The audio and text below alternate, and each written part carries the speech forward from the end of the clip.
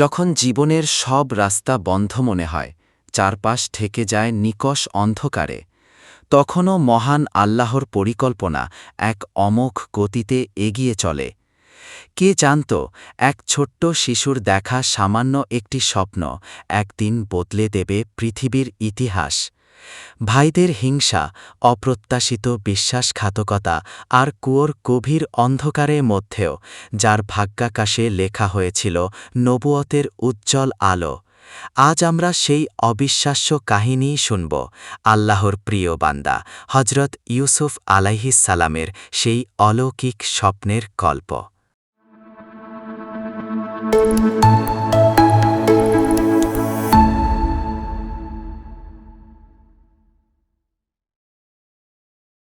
আসসালামু আলাইকুম আরহামাতুল্লাহি আবারাকাতুহু। প্রিয় ভাই ও বোনেরা, আজ আমি আপনাদের শোনাতে যাচ্ছি এমন এক কাহিনী, যে কাহিনী আমাদের শেখায় মানুষ যখন কষ্ট দেয় তখনও আল্লাহ ছেড়ে দেন না। একটি ছোট্ট শিশুর দেখা একটি স্বপ্ন, যা ছিল আল্লাহর পক্ষ থেকে ভবিষ্যতের বার্তা। হিংসা, বিশ্বাসঘাতকতা আর কুয়োর গভীরতাও যে স্বপ্নকে মুছে ফেলতে পারেনি। আজ আমরা শুনব আল্লাহর প্রিয় নবী হজরত ইউসুফ আলাইহিস সালামের সেই বিস্ময়কর দেওয়া স্বপ্নের গল্প। ইউসুফ আলাইহিস সালাম অবাক করা সেই স্বপ্ন। ইয়াকুব আলাইহিস সালামের ছিল 12 জন ছেলে। ছেলেদের খুবই ভালোবাসতেন তিনি। তাদের মধ্যে 10 জন ছিল বড় আর 2 জন ছিল ছোট। বড় 10 ভাই ছিল এক মায়ের সন্তান, আর ছোট 2 ভাই ছিল অন্য মায়ের সন্তান। বড় ভাইয়েরা ভাবত বাবা বুঝি ছোট দুজনকেই বেশি ভালোবাসেন, তাই তারা হিংসা করত ছোট 2 ভাইকে। সেই দুজনের একজন ছিলেন ইউসুফ আলাইহিস সালাম, আরেকজন ছিলেন বিনিয়ামিন। অথচ ইয়াকুব ভালোবাসতেন তার 12 ছেলেকেই। ছোটবেলায় ইউসুফ একটি অবাক করা স্বপ্ন দেখলেন। স্বপ্নটি দেখেই বাবা ইয়াকুব আলাইহিস সালামের কাছে তাকে বললেন, বাবা, আমি স্বপ্নে দেখেছি 11টি নক্ষত্র আর চন্দ্র সাজদা করছে আমাকে।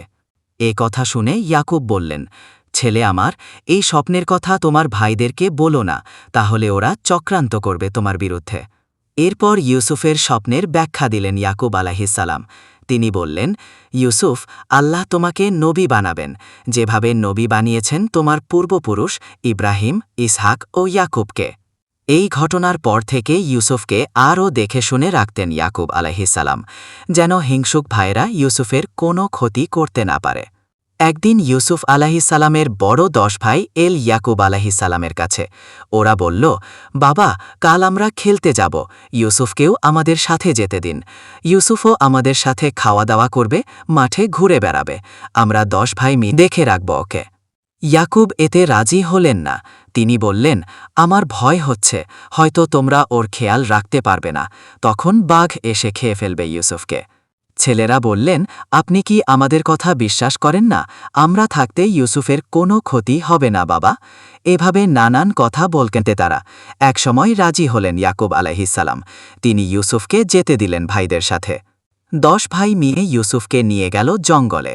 প্রথমে সবাই মিলে তাকে বেদম মারধর করল। এরপর একটি কুয়ার মধ্যে ফেলে দিল তাকে। ছোট ভাইটির প্রতি একটুও দয়া হল না ওদের মনে। কুয়াটি ছিল গভীর ও অন্ধকার, আর জঙ্গলটি ছিল গহীন ও নির্জন। বালক ইউসুফ একাই পড়ে রইলেন কুয়ার ভেতরে। তখন ভাইয়েরা একটি ভেড়া জবাই করল, আর সেই ভেড়ার রক্ত লাগিয়ে নিল ইউসুফের জামায়। এরপর তারা জামাটি সাথে নিয়ে খুশি মনে বাড়ি ফিরে চলল। 10 ভাই বাড়ি ফিরল ঈশার সময়। ওদেরকে দেখে চমকে উঠলেন ইয়াকুব আলাইহিস সালাম। ওরা 10 জন ফিরে এসেছে ঠিকই, কিন্তু ইউসুফ তো আসেনি। 10 ভাই কাঁদতে কাঁদতে বলল, আমরা দৌড়াদৌড়ি খেলছিলাম, ইউসুফকে রেখে গিয়েছিলাম আমাদের জিনিসপত্রের কাছে, হঠাৎ বাঘ এসে খেয়ে ফেলেছে ওকে। ওরা বলল, জানি আপনি তো আর আমাদের কথা বিশ্বাস করবেন না, এই যে দেখুন ইউসুফের রক্তমাখা জামা, আমরা সত্য কথাই বলছি। রক্তমাখা হাতে নিলেন ইয়াকুব।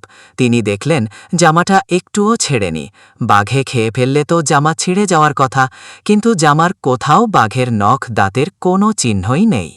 ইয়াকুব আলাইহিস সালাম বুঝে গেলেন ছেলেরা মিথ্যা বলছে। তিনি বললেন, তোমরা যা বলার বলেছ, এখন আল্লাহই আমার সহায়, আমি সবর করব, এটাই উত্তম। তোমরা একটি নাটক সাজিয়ে এসেছ। ইউসুফের কথা ভেবে কাঁদতে লাগলে ইয়াকুব আলাইহিসসালাম।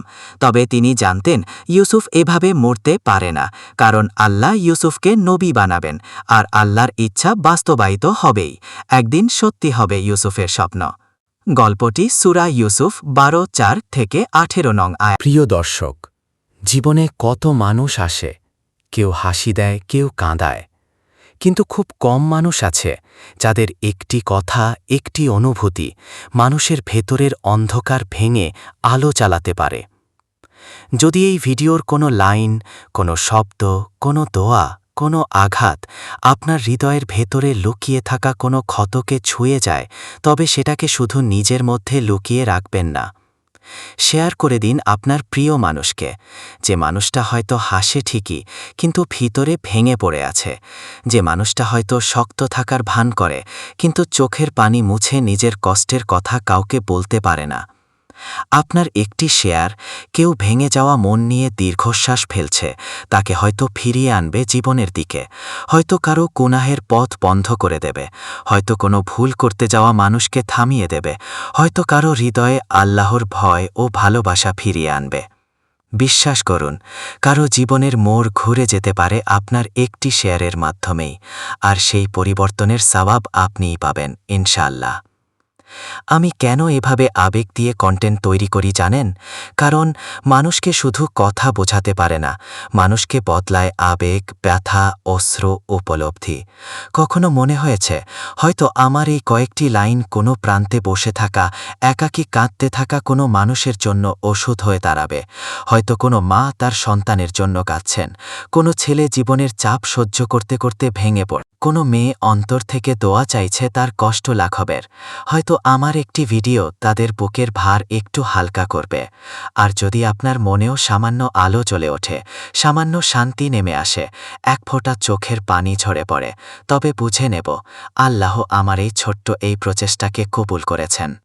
আর একটি ছোট্ট অনুরোধ, আমাদের ইউটিউব চ্যানেল ভালো থেকো শূন্যতা অফিসিয়াল সাবস্ক্রাইব করুন, কারণ আমি শুধু ভিডিও বানাই না, আমি চেষ্টা করি মানুষের হৃদয়ের দরজা খুলে দিতে। আপনিও সেই যাত্রার অংশ হন। সাবস্ক্রাইব করার পর বেল আইকনে অল সিলেক্ট করে রাখবেন, যাতে আলোর প্রতিটি বার্তা, প্রতিটি দোয়া সবার আগে আপনার কাছে পৌঁছে যায়। আর আমাদের চ্যানেলে পাবেন 1 আবেগময় শর্ট ভিডিও, 1 আবেগময় ফুল ভিডিও, 1 ইসলামিক ইতিহাস ও হৃদয় ছোঁয়া গল্প, 4 কোরআন হাদিস ভিত্তিক মাসআলা মাসায়েল, 4 জীবনের যন্ত্রণামাখা মুহূর্তের গভীর আলোচনা, 6 মন ছুঁয়ে যাওয়া ইসলামিক উপদেশ, মায় ইসলামী গান ও নাশিদ, মায় মনকে কাঁদিয়ে দেওয়ার মতো কোরআন তেলাওয়াত, মায়। আমার social media: Facebook ID Abu Bakar Siddique, TikTok ID stay well emptiness, YouTube stay well emptiness 25। হে আল্লাহ, যে এই লেখা পড়ছে তার কষ্ট কমিয়ে দিন, তার হৃদয়কে আপনার নূরে ভরে দিন, তার জীবনে সুখ, শান্তি, রহমত বর্ষণ করুন। প্রিয় দর্শক, আপনি আমাদের জন্য দোয়া করবেন, আমরাও আপনার জন্য করব, কারণ দোয়াই বিশ্বাসীদের শক্তি। ভালো থেকো শূন্যতা অফিসিয়াল, ভালো থেকো শূন্যতা। প্রতিটি ভিডিও শুধু ভিডিও নয়, কারো ভাঙা হৃদয় সারানো।